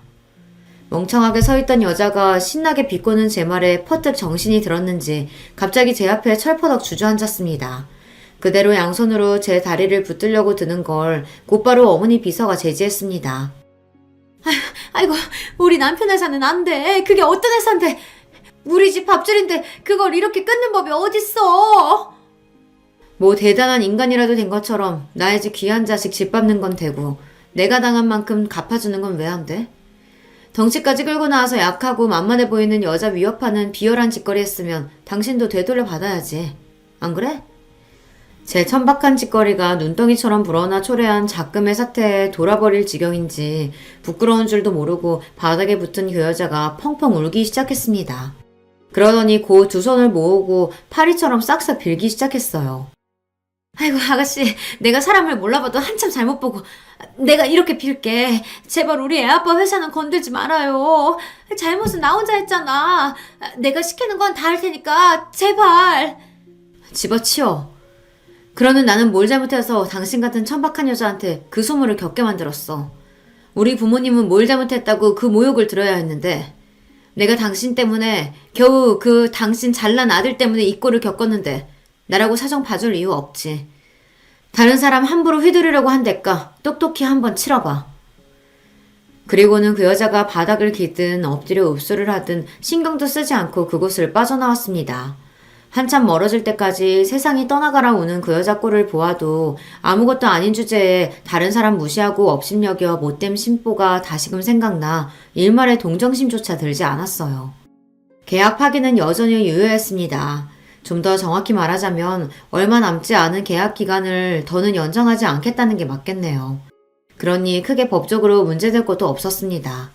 그 집안 꼴은 아주 쑥대밭이 되었어요. 회사야 영문도 모르고 갑자기 폭탄을 맞았으니 갑작스러운 손실을 수습하느라 뿌리가 뽑힐 지경이 되었습니다. 뒤늦게 이 모든 사태가 제 아내의 추악한 만행으로부터 시작된 것을 안 예비 남편의 아버지가 온 가족을 대동하고 저희 집 앞으로 몰려와 석고대죄를 했으나 거래가 재개되는 일은 결코 일어나지 않았습니다. 예비 남편과는 딱 한 번 다시 만나 모든 관계를 정리했어요. 마지막으로 본 지 얼마 되지도 않았는데 눈에 띄게 수척해진 걸 보니 마음이 좋지 않았으나 그 역시 이 모든 일에서 무결하다고 보기는 어려웠어요. 그래도 경우가 없는 사람은 아닌지라 제가 자기 모친에게 어떤 수모를 당했는지 전말을 전부 알고 난 후에는 차마 저희 집에 선처를 바라지도 못하더라고요. 내가 처신 잘했다면 어머니가 저렇게까지 굴지는 못하셨을 텐데 제가 좋다고 결혼 이야기까지 꺼내놓고 이런 일까지 당하게 만들어서 정말 미안합니다. 이제 다시는 지희씨 불편하게 하는 일 없을 거예요. 정말 미안해요. 그래도 천성은 선한 사람이고 좋은 점이 많은 사람이니 저 사람만큼은 잘 살았으면 싶었습니다. 저런 모친 만난 건 저 사람한테도 안타까운 일이죠. 비록 그것까지 함께 짊어질 만큼 그 사람에 대한 사랑이 깊지는 않았던 것 같지만 말이에요. 그 전 예비 시어머니라는 여자가 이혼 소송을 당했다는 이야기를 어머니 비서 통해 전해 듣게 되었어요. 전 예비 남편 아버지 회사가 입은 타격이 그만큼 크다는 뜻이기도 했어요. 보통 애정이 아니고서야 그걸 넘기고 같이 살긴 힘들었을 겁니다. 예전에 전 예비 남편으로부터 친정 형편이 하도 안 좋아서 지금 사모님 소리 듣고 사는 걸 자랑으로 여기고 산다는 자기 어머니 이야기를 들은 적이 있습니다. 이제 사모님 소리는 듣기 글렀으니 하나 남은 유일한 자부심인 의사 아들한테 더 집착하려나. 모를 일이죠. 비록 그 의사 아들도 더는 살가운 효자 아들이 아닐 것 같기는 하지만요. 그렇게 크게 마음에도 없던 결혼 문제로 한참 속을 들쑤시다 비로소 정리가 되었습니다. 얼마간 속이 시끄럽긴 했으나 박사 논문 준비하는 일이 보통 힘든 게 아니라 저절로 생각이 싹 비워지더라고요. 역시 저는 공부가 체질인 모양입니다. 제가 진정으로 결혼 생각이 들 때가 아니라면 상대방이 밀어붙인다고 끌려갈 일이 아니라는 걸 이보다 더 확실하게 학습할 수는 없었겠죠. 자기 인생의 중심은 자기 스스로여야 한다는 당연한 사실을 다시금 마음에 새기며 살고 있습니다. 오늘 제가 들려드릴 이야기는 여기까지예요. 결혼을 고민하시는 분들 중 혹시 상대방에게 끌려다니는 것 같다는 생각이 드신다면 한 번쯤 자기 자신만 생각해 보셨으면 하는 생각이 드네요. 아무쪼록 다들 최선의 선택을 하셔서 행복한 결혼 생활 하시길 바랄게요. 이야기 들어주셔서 감사합니다. 반갑습니다. 서울에 사는 30대 중반, 아니 이제 다시 초반이 된 여성입니다. 원래 나이를 먹을수록 눈물이 없어진다고 하잖아요. 그런데 그거와는 별개로 감수성과 포옹력은 더 짙어지는 것 같아요. 요즘에 툭하면 서글프고 별일도 아닌데 마음 아파하고 내일도 아닌 일에 쉽게 이입하고 저는 요즘 특히나 다른 사람들의 이야기에 감정적으로 크게 공감하곤 해요. 세상은 넓고 사연은 다양하니 이렇게 방구석에 누워있어도 갖가지 삶을 들여다볼 수 있잖아요. 듣기만 해도 참 화나고 어이없거나 가슴 아픈 일들이 많더라고요. 사연자들의 세세한 묘사를 들으면 제가 마치 그곳에 존재하는 것처럼 느껴지면서 덩달아 함께 붕괴하곤 합니다. 그게 바로 이 채널을 찾는 이유죠. 감정적으로 너무 동화되면 힘들 때도 있지만 마지막에 시원히 해결되는 모습을 볼 때면 그만큼 해소감도 크거든요. 늘 그런 이유로 자주 찾아 듣곤 했는데 반대로 이번엔 제가 이렇게 사연을 보내게 됐네요. 다른 누군가 날 이해해줄 사람이 있을까 싶어서 꽁꽁 감춰둔 이야기지만 저처럼 정서를 깊게 공유해줄 수 있는 분이 계시길 바라며 이렇게 시작해봅니다. 이 이야기의 시작은 저의 결혼부터였어요. 시월드라는 말 들어보셨나요? 시집살이를 요즘 말로 바꾼 건데 제가 이 시월드를 잘못 만나면서 모든 게 꼬여버렸거든요. 그 잘못된 만남의 주인공은 다른 누구도 아닌 바로 저희 손윗동서들이었습니다. 아주 지독한 두 명의 동서죠. 본격적인 이야기에 앞서 제 과거에 대한 것부터 거슬러 올라가야겠네요. 저는 타고난 운이 좋아서 부유한 집안에서 태어났습니다. 부모님에게 참 감사한 일이죠. 아빠는 자수성가에서 중소기업 사장으로 계셨고 엄마는 피아노 학원 원장으로 일하셨고 저는 금지오겹 자란 외동딸이었습니다. 부족함 없이 크면서 갖고 싶은 건 갖고 하고 싶은 걸 하면서 자랐어요. 어렸을 땐 그게 당연한 건 줄 알았고 모든 사람이 그렇게 사는 줄 알았어요. 하지만 커가면서 다른 사람과의 환경 차이를 느끼고 선택의 폭을 실감하면서 제가 누리는 것들이 당연한 게 아니라 감사한 일이란 걸 알게 됐죠. 그렇게 나이가 들고 조금씩 철이 들 무렵 영원할 것 같던 행복에 금이 가기 시작했습니다. 엄마가 크게 아프기 시작했거든요. 암이었습니다. 제가 유치원 때 엄마가 암에 처음 걸리셨는데 그때 완치되던 암이 다시 재발된 거였어요. 처음엔 초기였던 암이 이제는 말기에 가까워져 엄마의 생명을 서서히 갉아먹어 갔습니다. 아빠와 엄마는 금술이 좋은 편이셨던지라 엄마가 아프고 나면서부터 아빠까지 몸이 점점 안 좋아지셨어요. 전 대학을 휴학하고서 입원한 엄마 옆을 매일 지켰는데 아빠는 일 때문에 병원을 자주 올 수 없는 상황이었거든요. 아빠는 그게 많이 힘드셨던 것 같아요. 솔직히라도 더 곁에 있고 싶은데 그럴 수 없으니까 퇴근 후 바로 병원으로 오고 새벽까지 있다가 집에 들려 다시 회사로 출근하고 이 패턴으로 8개월 넘게 보내셨죠. 그러면서 아빠는 살이 15kg 이상 빠졌고 머리도 어느새 흰머리로 가득 찰 정도였어요. 항상 말끔해 보이던 아빠가 이제는 마치 일상을 포기한 사람처럼 보이더라고요. 물론 엄마의 모습에는 비할 수 없었습니다. 항암 치료를 시작하면서 엄마는 눈에 띄게 양상해지고 파리해져 갔거든요. 정말 말 그대로 목숨이 깎여가는 걸 육안으로 확인하는 기분이었습니다. 엄마가 걱정할까봐 눈물이 날 때면 화장실로 도망쳐서 엉엉 울고 다시 병실로 돌아왔어요. 그렇게 분주히 왔다 갔다 하는데도 눈물이 마를 새가 없었습니다. 엄마는 살기 위해 안간힘 써서 버티는데 사실 아빠랑 저는 알고 있던 것 같아요. 엄마에게 죽음이 가까워지고 있다는 걸. 우리에게 남은 시간이 별로 없다는 걸요. 나중에 후회하고 싶지 않아서 엄마에게 사랑한다는 표현도 더 많이 더 자주 하게 되었고 사진과 영상도 함께 많이 찍고 나름대로 준비를 많이 했어요. 평소에 좀 많이 해둘 걸 싶기도 했죠. 엄마가 건강할 때 찍은 사진보다 아플 때 찍은 사진이 더 많은 것 같아서 그게 좀 마음 아프더라고요. 그렇게 하루 이틀, 한 달, 두 달이 흐르고 엄마는 결국 돌아가셨습니다. 엄마가 남긴 유언을 저는 평생의 좌우명으로 삼게 됐어요. 살아가며 마주한 이들에게 손을 내밀어주고 그들이 내밀어준 손을 잡으며 나아가라는 말이었죠. 언제나 남들에게 묵묵히 베풀며 살아가던 엄마다운 마지막 유언이었죠. 평소 엄마는 남에게 베풀면 그보다 더 큰 복을 돌려받을 거라는 신념을 갖고 사셨거든요. 제가 꼭 그렇게 하겠다고 하자 엄마는 죽음 앞에서도 천사 같은 미소를 보이며 사랑한다는 말을 간신히 내뱉고선 조용히 눈을 감으셨습니다. 아빠는 엄마의 죽음 후 더 이상 그 집에서 살기 싫어하셨어요. 저 때문에 어쩔 수 없이 집에 들어오셨지만 엄마와 함께 쓰던 안방에는 가지 않고 서재에 들어가서 주무셨죠.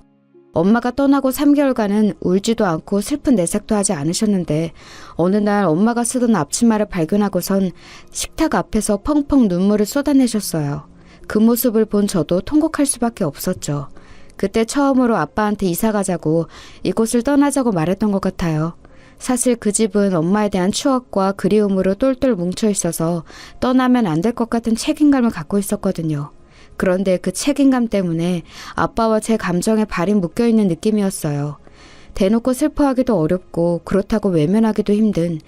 그런데 아빠가 우는 모습을 보니 이젠 한계인 것 같아서 그런 생각을 떨쳐내고 떠나자 한 거였습니다. 거절할 줄 알았던 아빠는 뜻밖에도 알겠다고 답하셨어요. 아마 아빠도 똑같이 한계였던 것 같아요. 어디로 갈지 내내 생각해 보았는데 아빠는 제게 조심스럽게 귀농을 하고 싶다고 하셨습니다. 텃밭을 키우고 반려동물과 지내며 검소하고 조용히 살고 싶다고 하셨죠. 원래 할아버지도 농사를 짓다가 서울에서 공장 일을 시작하셨고 아빠가 그 뒤로 일을 물려받아서 지금의 자리까지 오르셨던 거거든요. 아빠에게 시골은 그렇게 먼 곳이 아니었던 거죠. 아빠는 결국 회사를 다른 이에게 넘기셨고 모든 걸 훌훌 털어버리고서 시골로 내려가셨습니다. 그 마을은 할아버지의 고향이었고 인구가 30가구도 안 되는 작은 동네였어요. 집은 방 2개가 있는 생각보다 큰 집이었는데 아무래도 깨끗하고 세련된 곳과는 거리가 먼 정감 있는 분위기였습니다. 그렇지만 둘이 살기엔 적당한 곳이었으니 더 바랄 게 없었죠. 게다가 집 앞엔 커다란 마당도 있으니 채소도 심을 수 있고 아침마다 짧은 산책하기도 좋아서 여러모로 만족스럽더라고요. 아빠는 서울 생활을 정리한 돈만으로도 평생은 먹고 살 수 있다며 더는 아등바등 살기보다 여유를 갖고 천천히 세상을 둘러보며 살고 싶다고 하셨는데 그 생각과 딱 맞는 환경이었어요. 저도 대학 근처에 월세방을 얻고서 학교를 초고속으로 졸업한 뒤 아빠를 따라 시골로 내려갔어요. 당장은 취업보다 아빠 곁에서 시간을 보내는 게 좋을 것 같다고 생각했거든요. 그때를 시작으로 아빠와 한적한 시골 동네에서 지내게 되었고 그게 어느덧 3년이나 되었죠. 그 몇 년의 시간이 제겐 가장 뜻깊은 시기였어요. 많은 고민과 생각을 하며 삶의 의미에 대해서 다시 돌아보는 재고의 시간이었거든요. 제 인생의 터닝포인트나 마찬가지였습니다. 뚜렷하게 무언가를 이룬 건 아니지만 살아가는데 자양분이 될 수 있는 경험을 많이 했죠. 3년간 책을 300권 넘게 읽었고 명상과 요가, 등산과 밭일을 하면서 건강을 돌보았죠. 매일 길고 짧은 일기를 썼고 각종 시나리오와 시, 소설도 몇십 편 썼어요. 여름에는 근처 계곡을 가거나 아빠의 밭일을 돕고 겨울에는 종일 마당과 걸어 올라오는 하나뿐인 길에 눈을 치우고 방 안에서 이불을 꽁꽁 덮은 채 책을 읽거나 그림을 그리곤 했죠. 지루할 것만 같았던 시골에서의 삶은 오히려 저를 천천히 돌아보는 계기가 되었고 아빠와도 많은 대화를 하며 부녀 사이 오해와 마음의 짐을 없애고 진정한 가족이 될 수 있었어요. 아빠는 엄마가 떠난 슬픔을 많이 이겨내신 듯했고 전보다 훨씬 밝아지셨고요. 동네 주민들과 어울려 여행도 가실 정도였죠. 그게 전부 다 제 덕분이라던 아빠의 말이 아직도 기억에 남아요. 그렇지만 처음 아빠 곁에서 지내게 될 때부터 아빠는 몇 번이나 제게 마을을 떠날 것을 권유하셨습니다. 제가 무슨 일을 하든 뒷받침해줄 여력은 충분하니 이제 당신의 곁을 떠나 취업도 하고 원하는 일을 하라고요. 그렇지만 당시에 저는 아직 엄마에 대한 생각을 떨치고 홀로 설 준비가 되지 않았어요. 게다가 제가 좋아하는 일, 하고 싶은 일이 뭔지 모르겠더라고요. 원래는 아빠 회사에 들어가고 싶어서 경영학과를 전공했거든요. 그런데 정신없이 흘러가는 삶과 멀어지다 보니 제가 진정으로 원했던 일이 그게 아니었다는 걸 알게 됐어요. 그냥 의뢰 그러하듯이 아빠의 일을 이어받는 게 당연하다고 생각해 갖게 된 꿈이었다는 걸 깨달은 거죠. 그래서 다시 저를 돌아보며 어떤 일을 해야 할지 고민해 보았는데 문득 제가 어릴 적 작가를 꿈꿨다는 게 다시금 생각나더라고요. 글 쓰는 걸 좋아해서 카페 사이트를 만들어서 업로드하고 친구들에게 보여주고 그랬었거든요. 친구들이 좋아하는 반응을 볼 때마다 뿌듯해하면서 나중에 꼭 성공한 드라마 작가가 되겠다고 마음먹었는데 어느새 희미해진 그 꿈이 시골에서의 삶을 기점으로 다시 점점 커지더라고요. 소설 작가가 돼서 내 삶을 어루만지고 위로해줄 수 있는 글, 그 감동이 전해져 누군가의 하루에도 변화를 줄 수 있는 글을 쓰고 싶다는 생각이 들었습니다. 그때가 아빠와 귀농을 한 지 1년차 되던 해의 결심이었죠. 저는 본격적으로 글을 쓰기 시작해 여러 공모에 도전하는 등 부단한 노력을 하기 시작했어요. 이룰 수 없을 정도의 헛된 꿈은 아니었던지 몇 년 후엔 공모도 당선되고 출판사로부터 연락을 받는 등 재능을 인정받을 수 있는 기회가 생겼습니다. 미래가 보장된 뚜렷한 기회가 생긴 뒤에야 저는 아빠의 곁을 떠나 다시 서울로 거처를 옮기게 됐어요. 그때 처음 작가를 하고 싶다고 아빠한테 말씀드렸던 것 같아요. 그렇지만 아빠도 어느 정도 예상을 하고 계셨더라고요. 제가 틈틈이 책을 읽고 글을 쓰는 모습을 멀리서 지켜보며 작가의 길도 나쁘지 않겠다는 생각이 드셨대요. 사실 원래 아빠라면 어림도 없다고 하셨을 텐데 말이에요. 일에 대한 면에서 좀 고지식한 면이 있거든요. 그런데 지금의 아빠는 제가 성장했던 것처럼 신념과 가치관이 바뀌게 된 듯 했습니다. 진정으로 제가 원하는 일이라면 그 무엇이든 상관없다는 말에 저도 더욱더 제 꿈에 확신을 갖고 나아갈 수 있었어요. 그 뒤로 저는 지금까지 글 쓰는 일을 하면서 하고 싶은 이야기를 마음껏 쓰고 말하고 전하고 있습니다. 글을 쓰면서 가장 좋은 건 제 마음을 더 들여다볼 수 있게 됐다는 거예요. 엄마에 대한 그리움을 단순히 담아두기만 하는 게 아니라 글로 표출함으로써 조금씩 마음의 여백을 채워나갈 수 있게 됐거든요. 제가 이렇게 변화한 모습을 보며 아빠도 참 많이 좋아하셨죠. 어느새 제가 20대 후반이 됐을 즈음 오랜만에 시골집으로 내려가 아빠와 식사를 하던 때였어요. 오랜만에 아빠가 좋아하는 감자국을 만들고 있는데 저에게 이렇게 말씀하시더군요.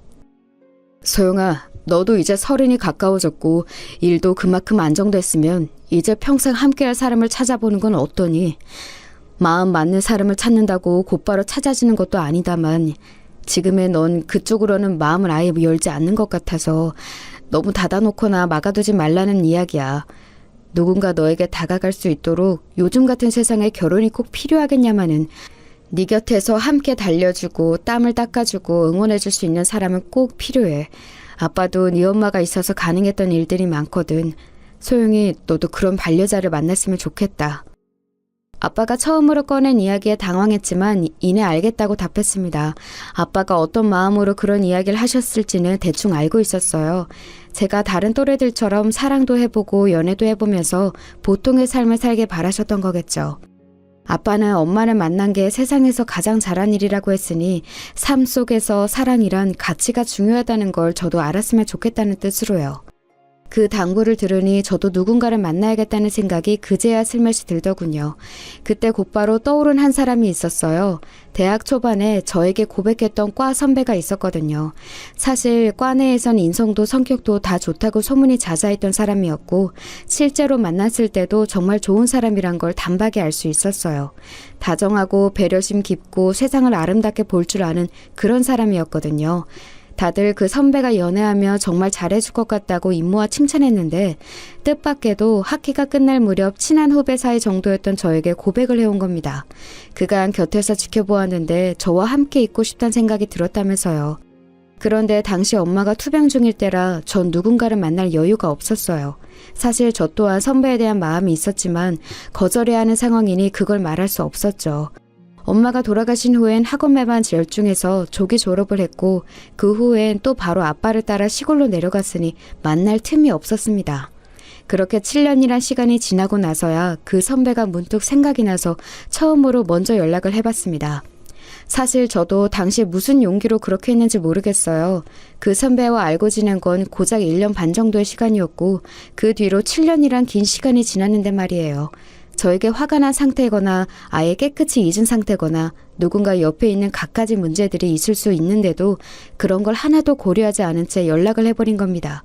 그런데 내심 거절당할 줄 알고 있었던 저의 안부에 선배는 응해주었고 우리는 그렇게 아주 오랜만에 만나게 됐어요. 오랜만인데도 선배는 어색해하지 않고 웃으며 저를 반겨주었습니다. 선배는 취직해서 일반 회사에 다니고 있었고 제가 사는 지역 근처에서 살고 있다고 했어요. 그렇게 이런저런 안부를 주고받다가 선배가 단도직입적으로 저에게 물었습니다. 연락을 해온 이유가 뭐냐고요. 사실 애들러 말할까 하다가 그냥 솔직히 말했습니다. 저에게 어려운 상황이 있었고 이제 여유가 생기고 나서 가장 먼저 생각난 사람이 선배였다고요. 그러자 돌고 돌아왔지만 이제라도 연락줘서 고맙다며 고작 1년 조금 넘게 안 사람인데도 그간 많이 생각났다고 하더군요. 참 신기했어요. 나만을 기다린 게 아니라 하더라도 그 긴 시간 동안 저를 잊지 않았고 마침 선배에게 애인이 없었고 우리 둘이 이렇게 만나게 된 게 전부 다 신기할 따름이더라고요. 그래서 하늘에 있는 엄마가 저에게 좋은 사람을 보내준 거라고 생각하기로 했습니다. 아빠의 걱정을 덜어주고 제 마음을 채워줄 수 있는 사람을요. 그렇게 우리는 기적처럼 다시 만나 연애를 시작하였고 이내 결혼까지 골인하게 됐습니다. 이제는 남편이 된 그 사람과 종종 그날을 다시 떠올려요. 남편은 저에게 처음 거절당했을 때 살면서 가장 큰 시련으로 느껴졌고 꽤 오랫동안 힘들어했다고 하더라고요. 아무래도 20대 초반이었으니 시기적으로 더 힘든 것도 있었지만 그래도 저에 대한 마음이 생각보다 깊었었나 봐요. 그래도 이렇게 다시 만난 걸 보니 무의미한 시간은 아니었네요. 어쨌든 결혼까지는 굉장히 순탄한 흐름이었습니다. 시부모님도 굉장히 친절하시고 저희의 선택을 존중해 터치를 적게 하는 편이셨어요. 아빠도 남편이 될 사람을 마음에 들어 하셨고요. 다만 남편이 형제가 좀 많거든요. 무려 4형제예요. 요즘 같은 때에 이렇게 형제가 많은 사람은 보기 힘들다고 생각했는데 말이죠. 남편은 위로 형이 2명이 있었고 막내 여동생은 해외에서 유학 중이어서 저도 결혼식 때 얼굴을 볼 수 있었어요. 남편은 형제가 많아서 좋다고 하더라고요. 형들이랑 특히 우애가 좋았대요. 큰형은 남자답고 위계질서를 중요시 여기는 마초 같은 성격이지만 동생들을 끔찍히 아껴주는 편이라 하고요. 작은 형은 큰형보다 유순하면서 합리적이고 이성적인 편으로 늘 관계를 중재하고 이어주는 역할이었다고 해요. 남편은 형들을 잘 따르고 애교를 부리는 막내처럼 자랐고요. 형들은 이미 결혼을 해서 분가했는데 두 형제 사이가 워낙 좋아서 그런지 집도 가까워서 자주 모인다 하더라고요. 신기한 건 손윗동서 둘의 사이가 좋아서 정말 친구처럼 자주 만나 쇼핑도 하고 영화도 보면서 어울려 지낸다고 하는 겁니다. 아무리 그래도 동서지간으로 맺어진 연인데 그렇게 따로 가까운 사이가 될 수 있는 게 신기하긴 하더라고요. 남편도 제가 두 사람과 함께 어울려 잘 지내기를 바라는 듯 했습니다. 형들, 형수들, 그리고 우리 둘이 모여 6명이 같이 여행을 가는 걸 매번 이야기해왔다면서요. 전 외동으로 크기도 했고 외향적으로 사람들과 잘 어울리는 편은 아니어서 좀 부담되긴 하더라고요. 그렇지만 사랑 넘치는 가정을 꾸리는 게 제가 늘 바라던 소망이라 노력해보겠다고 했죠. 결혼식을 앞둔 지 3달 전 그렇게 처음으로 남편의 형제들, 그러니까 아주버님들과 동서들을 만나는 날이 왔어요. 마침 그날은 아주버님의 생신이었고 새로 시작한 사업을 축하하기 위해 만들어진 자리였습니다. 시부모님은 따로 뵈었지만 형제들을 보는 건 처음이라 떨렸어요. 어른들이 아닌 또래들이라 더 긴장하기도 했죠. 약속한 날이 되고 모임 장소가 아주버님 댁이라 이것저것 과일과 디저트를 준비해 갔습니다. 다들 반갑게 맞이해 주시더라고요. 아주버님들은 남편 말대로 호탕하셨고 유쾌했습니다. 동서들도 처음에는 살짝 낯을 가리는가 싶더니 이내 말도 먼저 걸어주고 살갑게 챙겨주시더라고요. 긴장이 곧 풀려서 저도 조금씩 먼저 말을 꺼내고 적극적으로 반응할 수 있었어요. 듣기로 동서들은 강남 출신에 태어난 곳이 비슷해서 가까워졌다고 하더라고요. 아주버님 댁도 강남 쪽이라 다들 그쪽 지리에 익숙해 대화 주제도 점점 그들의 관심사로 옮겨졌습니다. 강남 집값, 땅값, 새로 생긴 상권과 관련 정책, 아이들 교육시설 등등 서울로 다시 온 지 얼마 안 됐고 지역에 크게 관심이 없던 저는 주제를 따라가지 못하고 듣고만 있었죠. 시댁도 가족들은 강남에 살고 있는 걸 큰 자부심으로 여기고 그쪽 메리트에 대해서 고민과 생각이 많은 것처럼 보였습니다. 서울의 핵심인데 왜 이렇게 지원이 적냐? 인프라가 더 커져야 한다. 강남 아이들이 대한민국을 이끌어갈 건데 교육적으로 더 뒷받침해 줄 수 있는 시설이 마련돼야 한다. 같은 이야기를 주고받는데 왠지 신기하더라고요. 강남 엄마들이 이런 건가 싶기도 하고 사실 좀 선민의식 같잖아요. 강남에서 태어난 것 자체로 선택받은 거라 생각하고 나머지 지역과 사람들이 자신들이 아래에 있어야 한다고 당연히 생각하는 것 같아서요. 굳이 따지고 보면 동서들이 강남에 태어난 것 말고는 그다지 우리와 뭐가 다른지 모르겠거든요. 큰 동서는 명문고까지는 나왔지만 대학을 잘못 가서 편입 준비하다 결국 졸업을 못했다고 하더군요. 그 후부터는 회사를 자주 이직하면서 지금은 또 한 번 퇴사한 후 쉬고 있는 기간이라고 했고요. 다니는 회사마다 자기 그릇을 담아낼 수 있는 곳이 아니어서 그만두는 거라 하더군요. 둘째 동서는 명문고 명문대를 나와 그 자부심으로 살아가다가 정작 하고 싶은 일이 마땅히 없어서 지금은 아이들 가르치는 개인 과외로 모든 수입을 벌고 있다고 했어요.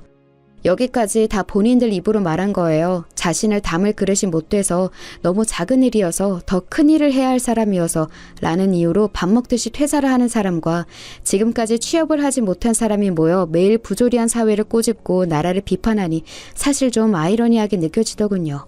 무엇보다 사회에서 배려받아야 할 약자들은 도태되게 두고 앞서 나가는 이들을 위한 복지 시스템이 있어야 나라가 잘 살고 선진국으로 도약할 수 있다는 별의별 헛소리를 다 하더라고요.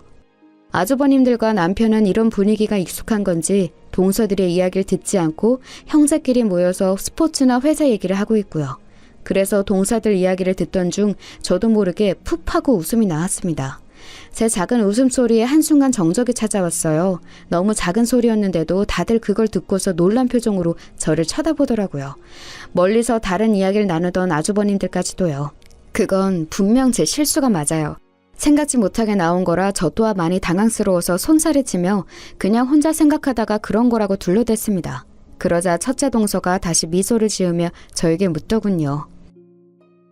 소영 씨는 어디서 왔다고 했죠? 부모님은 어디에서 무슨 일 하세요? 갑자기 왜 부모님 직업을 묻는 건지 이유를 알 수 없었지만 솔직히 대답했어요. 저는 서울 성북구 쪽에서 살다가 엄마가 돌아가신 뒤 아빠랑 같이 경기도로 귀농했어요. 거기서 3년 좀 넘게 살다가 일 시작하면서 저 혼자 다시 서울로 올라왔고요. 귀농을 했다고요? 그럼 그 깡시골에서 아버지 혼자 지내고 계신 건가? 많이 걱정되겠다. 그런 환경에 나이든 어른 혼자 두는 게... 왠지 묘하게 웃음기 섞여 깔보는 듯한 말투에 깡시골이란 단어를 쓴 게 어이가 없더라고요. 분위기를 망치고 싶진 않아서 최대한 공손 대답했습니다. 대신 걱정해 주신 거 맞죠? 감사해요. 그렇지만 뭐 애를 혼자 둔 것도 아니고 어른인데 염려될 건 없죠. 그리고 여기나 거기나 다 사람이 사는 곳이고 사람 사는 거 다 비슷한데 못 살 게 뭐 있나요? 제 말에 동서들은 우물쭈물하더니 이내 다른 이야기로 화제를 돌려버렸습니다. 전 당시 잘 넘겼다고 생각했거든요.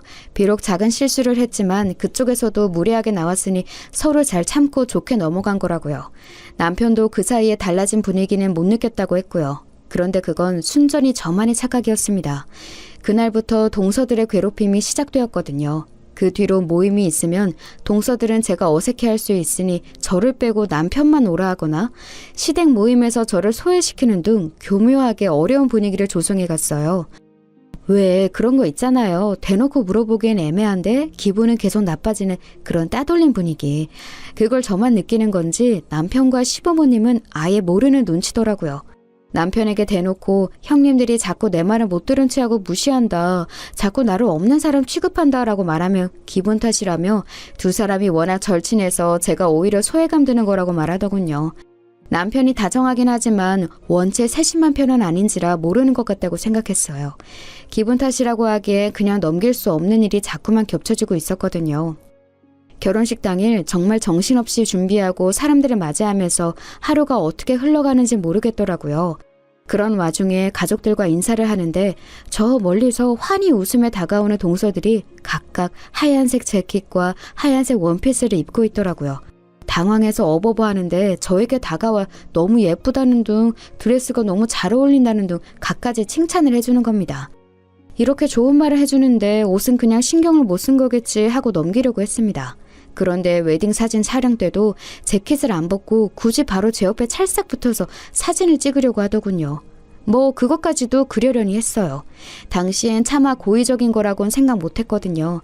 설마 그렇게 치졸하게 나올까 싶었는데 설마가 진짜더라고요. 혼주석에 인사를 드릴 때 엄마 생각이 나서 제가 눈물을 흘렸거든요. 그런데 시기 끝나고 둘째 동서가 필요한데 굳이 저한테 와서 한 소리를 하더군요. 동서, 이렇게 좋은 날에 이런 소리 안 하고 싶었는데 시골일 때 그렇게 울면 안 되지. 상대편 집안 욕먹이는 거야 그거. 굳이 사연 있는 여자처럼 보이고 싶어? 나 같으면 어떻게든 꾹 참았겠다. 아무리 혼주석이 하나 비었다고 해도 정말로 청승맞아 보여서 나까지 민망했다니까. 생각해보면 둘째 동서가 특히나 저에게 날이 서 있었어요. 항상 큰 동서를 먼저 이끌어 분위기를 조성하는 건 둘째 동서였고 제게 노골적으로 씨가 있는 말을 하는 것도 늘 둘째 동서였죠.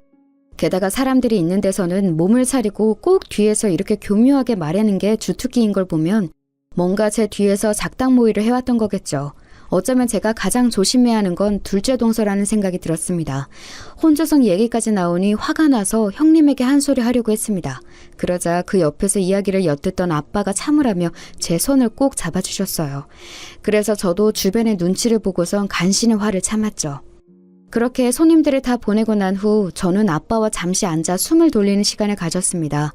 그때 아빠가 아까 형님과 있던 일에 대해서 이야기를 꺼내셨어요. 따로 사이가 안 좋은 거냐고요. 그런 건 아니라고 했지만 좀 마음에 걸리긴 한다고 대답했죠. 그러자 아빠가 둘째 동서를 알고 있다는 겁니다. 전 깜짝 놀라 어떻게 본 사이냐고 물었어요. 알고 보니 아빠 회사에 있던 직원의 딸이라는 겁니다. 아빠를 끔찍이도 따르던 직원 중 한 명이었는데 재직 당시 큰 실수를 해서 회사 자금적으로 손실이 컸을 때도 아빠가 그 금액을 메꿔줘서 그 이후부터 엄청 감사해하면서 따랐다고 하더라고요. 아빠 덕분에 회사를 그만두지 않고 정년퇴직까지 할 수 있었으니 아마 그 집 내에서도 아빠의 존재를 잘 알고 있겠죠. 지금까지도 아빠한테 종종 연락을 해오며 명절 때는 선물도 꼬박꼬박 보내고 계신다고 하더라고요. 돈이 얽힌 채무 문제가 있었음에도 직장 상사와 직원으로 아직도 좋은 연을 유지해오고 있으니 참 대단한 연이라 생각이 들었죠. 아빠도 엄마처럼 늘 주변의 이들에게 손을 내밀어주는 사려 깊은 삶을 살아오신 분이라 이렇게 또 연이 생기게 되더라고요.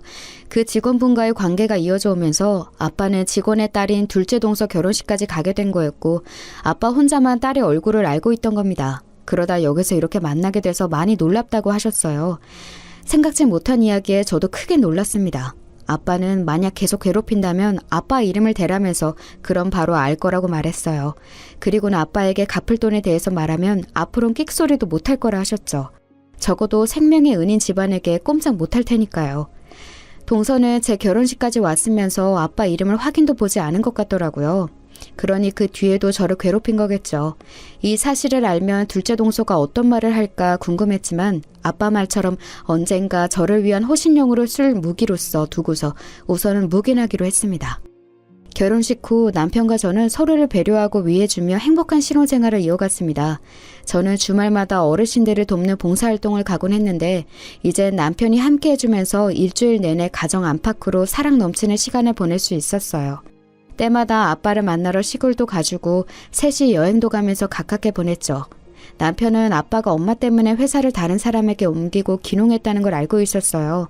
그래서 아빠가 느낄 고독과 적적함, 사람에 대한 그리움을 크게 이해해주면서 항상 먼저 찾아뵙고자 말해주었어요. 저는 그 점이 참 고맙더라고요. 먼저 그렇게 가족을 챙겨주는 게 쉽지 않은 일이란 걸 아니까 그런 남편을 봐서 저도 시댁에 더 잘하고 싶더라고요. 그래서 자주 연락드리고 찾아뵈면서 많은 시간을 보내려고 했어요. 그러다 보니 정말로 제가 결혼을 잘했다는 생각이 들더라고요. 물론 동서들 문제로 조금 귀찮고 신경 쓰일 때도 있지만 그건 일부분이니 눈앞에 있는 사랑하는 사람과 행복한 나날을 보낼 수 있다는 것에 감사하기로 했어요. 그렇게 즐거운 한때를 보내던 차에 또 한 번 일이 터졌습니다. 저는 가까운 거리를 자전거로 이동하곤 했거든요. 남편은 자차로 매일 출퇴근을 하고 저는 굳이 돈을 허투루 쓰고 싶지 않아 하니 나갈 일이 있으면 자전거로 이동하는 게 제일 편하고 좋아서요. 제가 사는 쪽에는 대중교통을 이용하는 것도 좀 힘든 곳이었고요. 그런데 하루는 제가 미팅을 가다가 내리막길 도로에서 넘어져 다리를 다치게 된 겁니다. 큰 부상은 아니었지만 크게 다칠 뻔했던 일이었어요. 남편은 너무 놀라서 이제 자전거는 타지 말라고 차를 사거나 택시를 타라고 제게 일렀습니다. 저도 한번 다치고 나니까 자전거를 타는 게 겁나지더라고요. 택시를 타는 건 번거로우니 그냥 이참에 차를 사는 게 낫겠다 싶었어요. 다쳐서 차를 사는 건데 경차를 사는 건 뭔가 불안하더라고요. 이왕 사는 거 중고라도 크고 튼튼한 차를 사기로 했습니다. 여태껏 돈 한 번 허투루 쓴 적 없고 꼭 필요한 일에만 아끼지 말고 쓸 땐 쓰자는 주의로 살아왔거든요. 제가 번 것 외에도 아빠가 결혼할 때 보태준 돈도 있으니 좀 큰 돈을 주고서 제 나름대로 튼튼하고 좋은 차를 샀어요. 제가 사용하기에는 사이즈는 좀 컸지만 마음에 쏙 들긴 하더라고요. 그때부터 운전 실력을 늘리려고 가까운 거리도 차로 이동하고 드라이브도 갔어요. 아주 적극적으로 차의 편리함을 만끽하고 있었죠. 그러던 중 시어머니가 지방에 오래 머물 일이 있으셔서 곧 내려가셔야 하는데 그 전에 며느리들에게 맛있는 걸 사주고 싶으시다고 여자들만 모이는 자리를 만들어 주셨습니다. 그런데 당시 하필 태풍이 오던 터라 약속을 취소하시려다 다음번에 다시 나를 잡기는 힘들 것 같아서 차를 타고라도 이동하는 게 좋겠다고 의견이 모였어요. 동서들은 기름값이 아깝다며 한 차로 이동하자고 하기에 최근에 제가 차를 샀으니 제 차로 이동하자고 말씀드렸죠. 그렇게 약속날 시어머님과 동서 두 분을 모시고 음식점으로 향했습니다. 그런데 작은 동서가 자꾸만 큰 동서에게 귓속말을 하는 겁니다. 뒷좌석에 앉아서 둘이 수군대는데 왜 이리 신경 쓰이던지. 어머님은 제게 운전을 잘한다며 큰 차를 산 게 잘했다고 해주셨어요. 그러자 둘째 동서가 큰 동서를 보며 웃더라고요. 참다 못한 제가 먼저 물어보았어요. 무슨 일 있냐고. 그러자 둘째 동서가 큰 동서에게 눈치를 주더라고요. 그러자 큰 동서가 곤란한 척하며 말하길. 아이 동서가 글 쓰는 일 한다고 들었는데 그거로 많이 벌어봤자 얼마나 벌겠어요. 아이 그런데 이렇게 턱하고 큰 차를 샀으니 뭐 우리는 로또라도 당첨됐나 싶은 거죠. 서방님도 부서로 옮겨서 요즘 벌이가 그렇게 넉넉한 편이 아니라던데 동서가 너무 욕심내서 무리한 게 아닌가 싶네요. 여태 모아둔 걸로 했거나 친정에서 도와주셨나 보지. 친정에서 도와주실 수가 있나요? 그럴 수가 있나 싶은데? 또 그 비오는 그 말투, 이번에도 분명 둘째 동서가 시작한 일일 겁니다. 거북해서 뭐라 답하지 않고 있는데 시어머님이 대신 나서주셨어요. 이해를 하든 못하든 남이 관여할 일은 아니라고 보는데 남의 집 벌이랑 살림살에 끼어드는 거 아니다. 너희가 매일 모여서 그런 이야기만 하는 거 아는데 상황과 때는 지켜서 말해야 하는 거다. 시어머님이 나서서 제 편을 들어주시자 동서들은 입을 꾹 다물었습니다. 앞에서 운전하는데도 뒤에서 저를 째려보는 시선이 느껴지더군요. 오히려 저에 대한 미움이 더 커진 것 같았지만 기분은 좋았으니 상관없었어요. 그렇게 식사 자리에서 밥을 먹고 넓은 카페로 자리를 옮겼습니다. 어머님은 먼저 올라가 계셨고 제가 커피를 주문한 후 가져가라고 기다리고 있었어요. 그때 작은 동서가 저에게 다가오더니 또다시 시비를 거는 겁니다. 어머님이 편을 들어주니 얼굴이 폈다는 등 시집살이 안 해서 좋겠다는 등 이제 나이 대놓고 꼽을 주더라고요. 그래서 저도 지지 않고 물었습니다. 제 뭐가 마음에 안 들어서 자꾸 이렇게 괴롭히시는 거냐고요. 그 대답이 정말 가관이더군요. 우리도 처음엔 잘해주려고 했어. 알지? 관계를 망친 건 너라고. 어디 코딱지만한 시골 바닥에서 온 주제에 자꾸 손윗 사람을 깔보고 우습게 봤잖아. 첫째 언니는 단순한 거 순둥이라서 너 같은 여우의 속셈을 몰라. 내가 말해주면 아 정말 그런가 하고 그제야 반응할 뿐이지.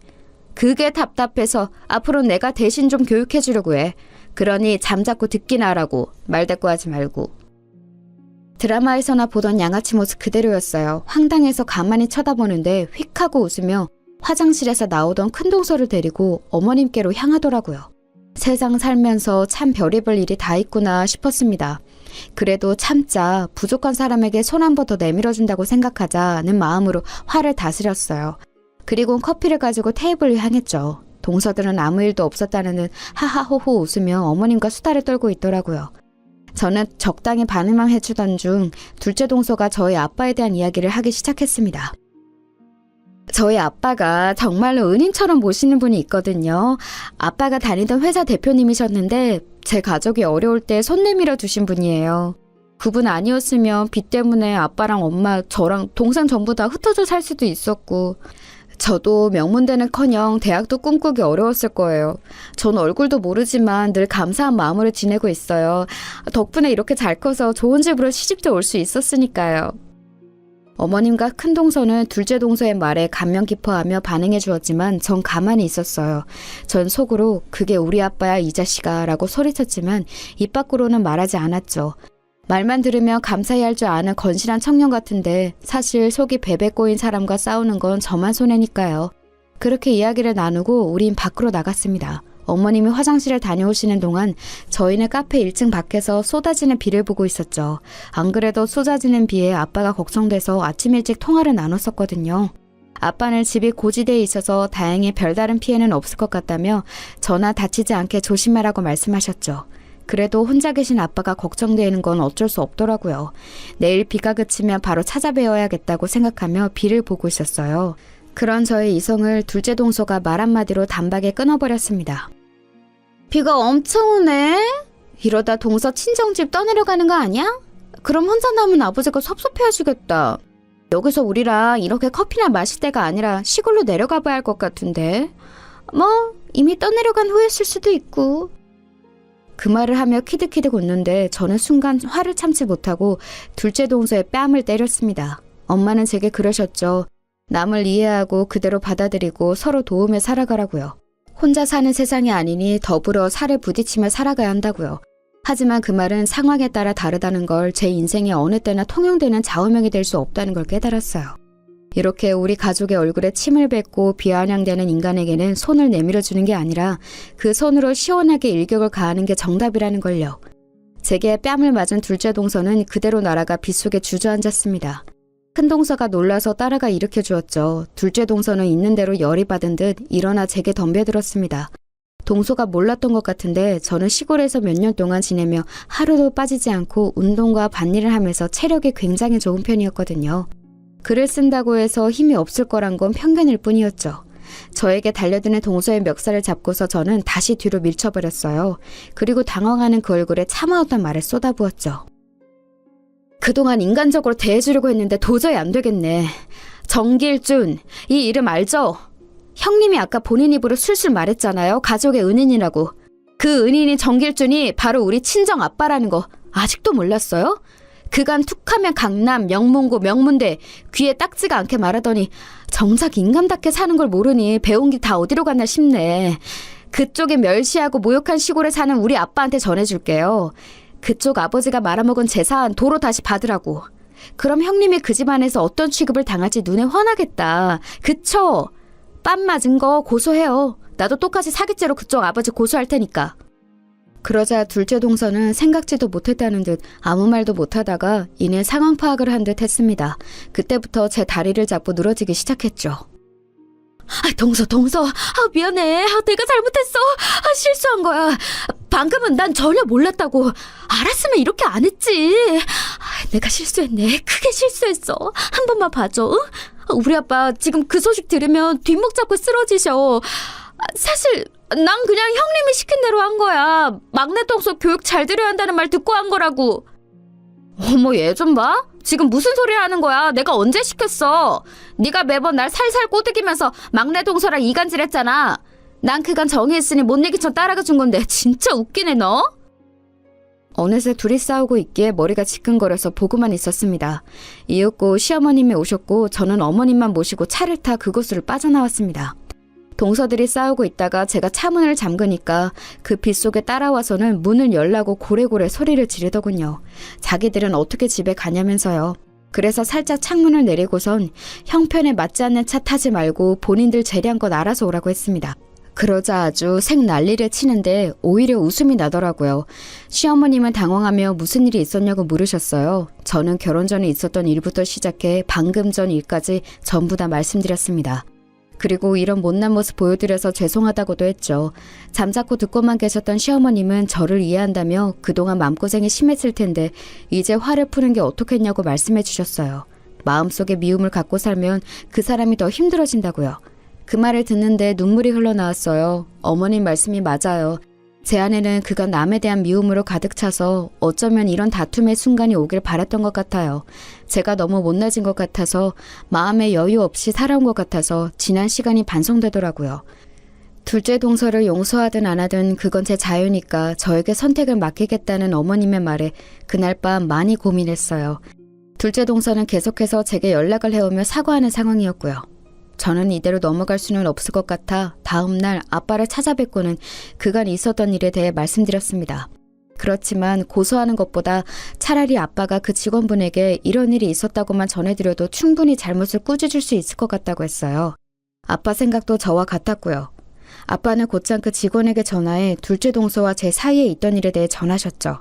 아빠는 제게 고생을 너무 많이 하는 것 같아 마음이 아프다고 하셨지만 저는 오히려 제가 얻은 깨달음에 대해서 말했어요. 살면서 이 정도 교훈을 얻으려면 그만큼의 대가가 있어야 한다는 것도요. 아빠는 제가 엄마와는 다른 방향으로 그렇지만 성숙한 어른이 된 것 같아 마음이 놓인다고 해주셨습니다. 서울로 돌아갔더니 집 앞에 둘째 동서가 있었습니다. 저를 보자마자 무릎 꿇으며 또다시 사과하더라고요. 동서 미안해. 아빠가 사과받고 오라고 안 그럼 날 죽이겠다고 했어. 날 용서한다는 말 한마디만 해주면 안 될까? 제발. 언젠가 그 말을 해드릴게요. 그런데 지금은 안 돼요. 살면서 저한테 갚아나가세요. 그럼 나중에라도 용서한다고 할게요. 언제가 될진 모르지만. 둘째 동서를 차가운 바닥에 혼자 두고서 집으로 돌아가는데 속이 뻥 뚫리는 기분이었습니다. 사실 완전한 해피엔딩은 아니에요. 그 뒤로 큰 동서와 작은 동서는 앙숙이 돼 서로만 보면 이를 가는 사이가 되었고 세 형제의 부부 모임은 다시는 진행될 수 없었죠. 그 원인이 저인 것만 같아 마음이 불편했지만 이제는 제가 잘못이란 생각은 안 하려고요. 오히려 악의 원흉을 없앤다고 생각하며 마음이 편해지는 것 같기도 하고요. 어찌됐든 저는 앞으로 조금 더 성숙한 어린이 될 수 있도록 많이 공부하고 배우려고요. 헛똑똑이가 되며 동서들처럼 저렇게 내가 아닌 타인에게 손가락질을 하는 순간이 올지도 모르니까요. 많이 배우면서도 엄마 말씀처럼 제가 필요한 누군가에게 손을 내밀어 줄 수 있는 그런 사람이 되도록 노력해 보겠습니다. 그럼 제 이야기를 들어주셔서 감사해요. 여러분의 오늘 하루가 해피엔딩이길 바랍니다.